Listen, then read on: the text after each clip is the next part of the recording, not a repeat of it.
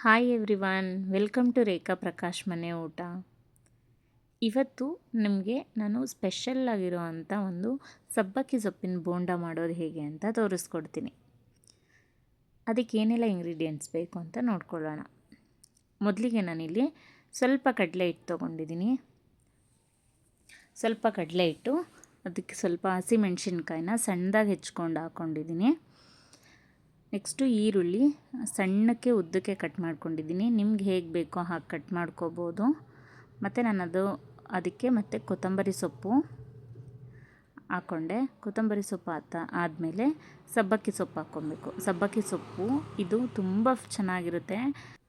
Normal bonda ಮಾಡ್ಕೊಳ್ಳೋದಕ್ಕಿಂತ ಸಬ್ಬಕ್ಕಿ ಸೊಪ್ಪು ಹಾಕ್ಕೊಂಡು ಸಬ್ಬಕ್ಕಿ ಸೊಪ್ಪಿನ ಬೋಂಡ ಮಾಡಿಕೊಂಡ್ರೆ ತುಂಬ ಟೇಸ್ಟಿಯಾಗಿರುತ್ತೆ, ಅಂದರೆ ಫ್ಲೇವರ್ಫುಲ್ಲಾಗಿರುತ್ತೆ ಅದು. ಸೊ ಇಲ್ಲಿ ಸಬ್ಬಕ್ಕಿ ಸೊಪ್ಪು ಹಾಕ್ಕೊಂಡಾದ್ಮೇಲೆ ನಾನು ರುಚಿಗೆ ತಕ್ಕಷ್ಟು ಉಪ್ಪು ಹಾಕೋತೀನಿ. ನಿಮ್ಗೆ ಎಷ್ಟು ಬೇಕೋ ಅಷ್ಟು ನೋಡಿ ಹಾಕ್ಕೋಬೋದು ಉಪ್ಪನ್ನ. ಯಾರಿಗೆಲ್ಲ ಸಬ್ಬಕ್ಕಿ ಸೊಪ್ಪಿನ ಬೋಂಡ ಇಷ್ಟ ಅಂತ ಕಾಮೆಂಟ್ ಮಾಡಿ ನನಗೆ. ಸೊ ಇಲ್ಲಿ ನಾನು ಉಪ್ಪು ಹಾಕ್ಕೊಂಡಾದ್ಮೇಲೆ ಸ್ವಲ್ಪ ಸೋಡಾ ಹಾಕೋತೀನಿ, ಅಡುಗೆ ಸೋಡಾ ಯೂಶ್ವಲಿ ನಾನು ಹಾಕ್ಕೊಳ್ಳಲ್ಲ. ನಾನು ಯಾವಾಗಲೇ ಬೋಂಡ ಮಾಡಿದ್ರೂ ಹಾಕ್ಕೊಳ್ಳಲ್ಲ, ಬಟ್ ಇವಾಗ ವೀಡಿಯೋಗೆ ತೋರಿಸ್ತಿದ್ದೀನಲ್ಲ ಅಂತ ಒಂದು ಸ್ವಲ್ಪ ಹಾಕೋತಾ ಇದ್ದೀನಿ. ನಿಮ್ಗೆ ಎಷ್ಟು ಬೇಕೋ ಅಷ್ಟು ನೋಡಿ ಹಾಕ್ಕೊಳ್ಳಿ. ಸೊ ಸ್ವಲ್ಪ ಹಾಕ್ಕೊಂಡಿದ್ದೀನಿ ಅಷ್ಟೇ ನಾನು. ಸೊ ಅಡುಗೆ ಸೋಡಾ ಹಾಕಾದ್ಮೇಲೆ ಇಷ್ಟೇ, ಮುಗೀತು ಇಂಗ್ರೀಡಿಯೆಂಟ್ಸು. ಸೊ ಇದನ್ನು ನಾವು ನೀಟಾಗಿ ಮಿಕ್ಸ್ ಮಾಡ್ಕೋಬೇಕು. ನೀರು ಹಾಕ್ಕೊಳ್ಳೋಕೆ ಮುಂಚೆನೇ ಸ್ವಲ್ಪ ನೀಟಾಗಿ ಮಿಕ್ಸ್ ಮಾಡ್ಕೋಬೇಕು, ಡೈರೆಕ್ಟಾಗಿ ನೀರು ಹಾಕ್ಕೋಬಾರ್ದು.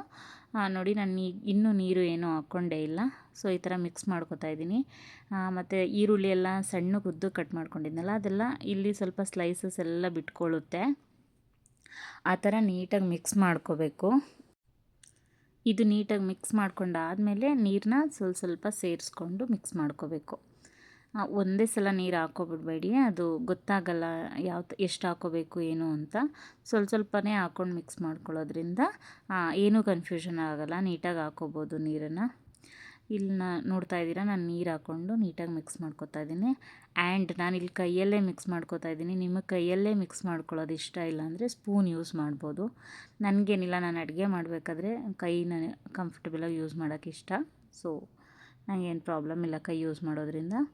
ನೋಡ್ತಾ ಇದ್ದೀರಾ, ನಾನಿಲ್ಲಿ ಅದನ್ನು ಮಿಕ್ಸ್ ಮಾಡಾಗಿದೆ. ಈ ಕನ್ಸಿಸ್ಟೆನ್ಸಿಲಿ ನೋಡಿ, ತುಂಬ ತೆಳುನೂ ಇರಬಾರ್ದು, ತುಂಬ ಗಟ್ಟಿನೂ ಇರಬಾರ್ದು. ಹಾಗೆ ಯಾಕಂದರೆ ಇದು ಆಮೇಲೆ ಅದೇ ಸ್ವಲ್ಪ ನೀರು ಬಿಟ್ಕೊಳ್ಳುತ್ತೆ ಈರುಳ್ಳಿದೆಲ್ಲ.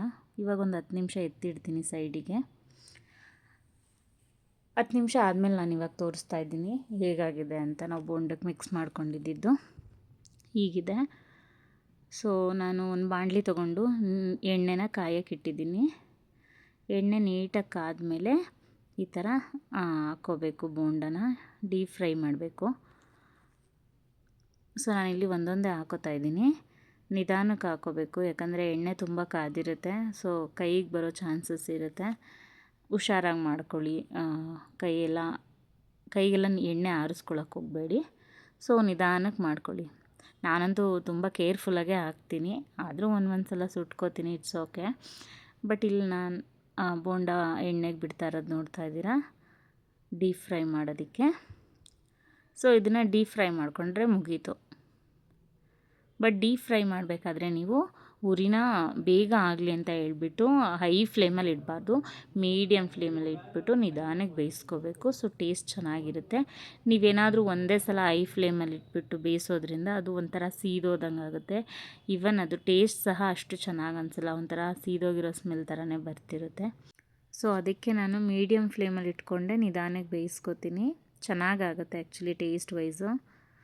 ಸೊ ನೋಡ್ತಾ ಇದ್ದೀರಾ, ಇಲ್ಲಿ ಆಗಿದೆ, ಈಗ ರೆಡಿ ಆಗಿದೆ ಸಬ್ಬಕ್ಕಿ ಸೊಪ್ಪಿನ ಬೋಂಡ. ತುಂಬ ಚೆನ್ನಾಗಿರುತ್ತೆ ಆಯಿತಾ. ಆ ಸಬ್ಬಕ್ಕಿ ಸೊಪ್ಪಿನ ಫ್ಲೇವರ್ ಅಂತೂ ತಿನ್ನಬೇಕಾದ್ರೆ ತುಂಬ ಸ್ಯಾಟಿಸ್ಫೈಯಿಂಗ್ ಆಗಿರುತ್ತೆ. ಸೊ ಇವಾಗ ನಾನು ಸಪ್ರೇಟ್ ತೆಗೆದಿಟ್ಕೊಂಡೆ. ನೋಡ್ತಾ ಇದ್ದೀರಾ ಎಷ್ಟು ಚೆನ್ನಾಗಾಗಿದೆ ಅಂತ ಹೇಳ್ಬಿಟ್ಟು. ನೀವು ಒಂದು ಸಲ ಟ್ರೈ ಮಾಡಿ, ನಿಮಗೂ ಖಂಡಿತ ಇಷ್ಟ ಆಗುತ್ತೆ. Thank you so much.